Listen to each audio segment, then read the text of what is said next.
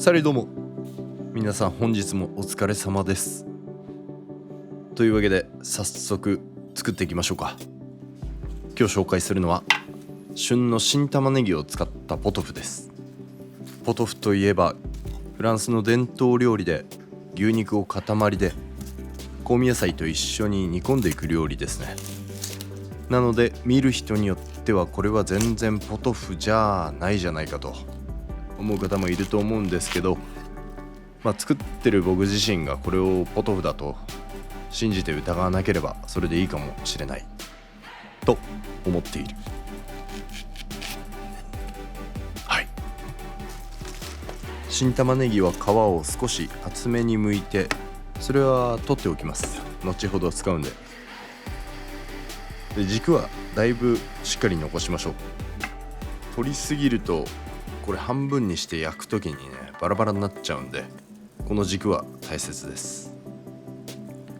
それでひと塩して水分軽く逃がして味を引き締めておくようなイメージです。あとニンニク用意してください。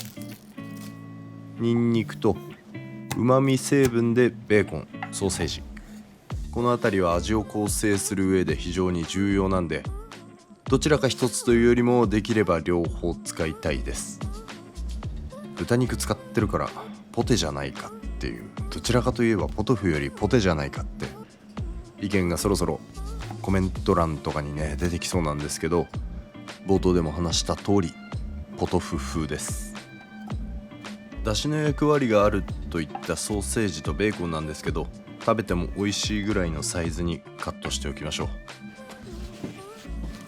それらを準備してる間に玉ねぎもいい感じに水分が軽く抜けたので、表面には小麦粉、薄力粉ですね、まぶしてからこの後焼いていきます。先に焼くのはお肉たち。焼き色しっかりとつけていきましょう。これら本体の中に結構油脂分入ってるんで、そんなにオイル必要ないですね。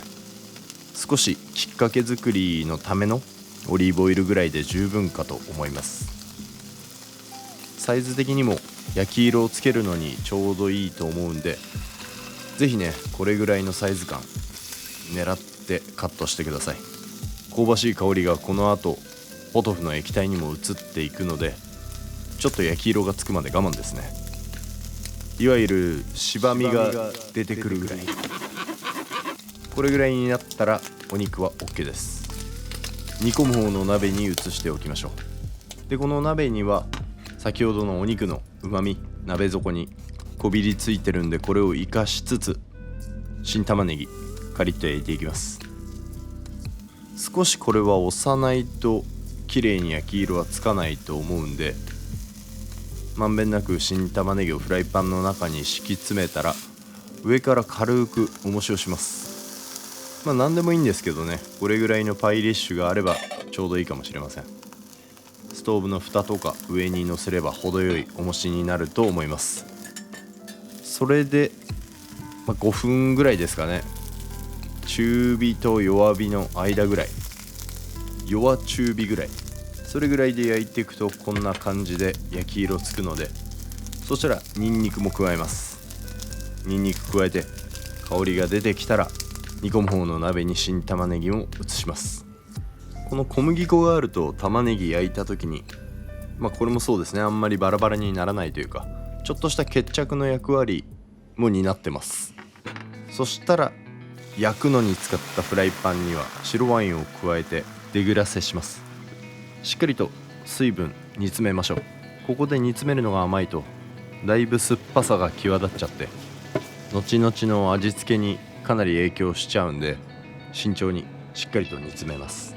それで水ですね。特にこの後水以外味のついてるうまみ調味料とかは必要ないです。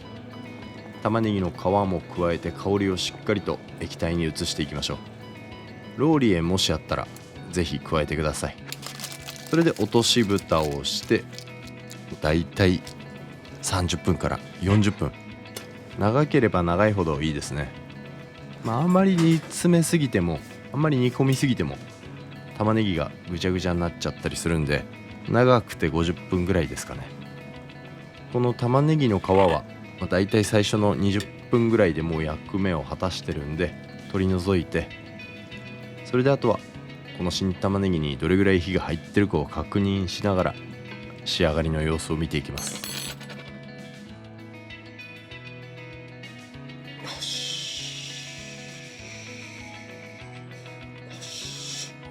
液体の色も染み込んでだいぶいい感じになりましたね。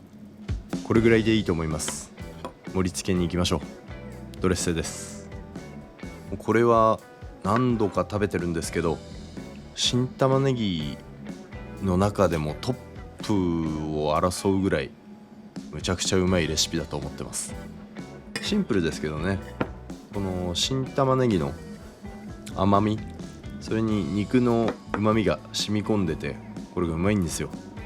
このブイヨンが最高なんで、ブイヨンをちゃんとしっかりと盛り付けます。結構たっぷり注いで後でパン染み込ませてもいいし、白米好きにはお米でもいいと思います。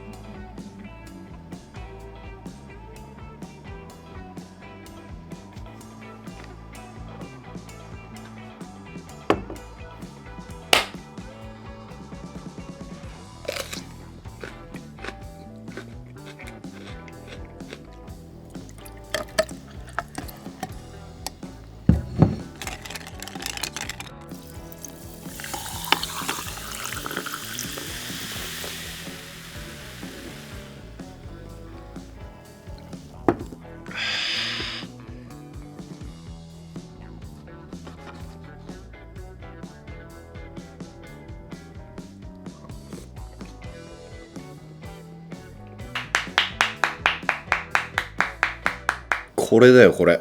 新玉ねぎといえばもうこれ以上なかなかないんじゃないかっていう。新玉ねぎの甘みめちゃくちゃ出てるな。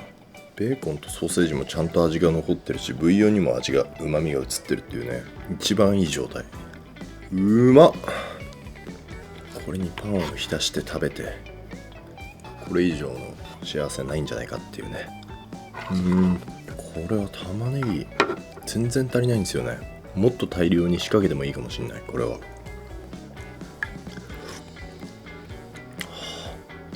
というわけで、新玉ねぎのポトフでした。身近な食材で再現できると思うんで、ぜひ参考にしてみてください。それじゃまた次回の動画でお会いしましょう。アビアント。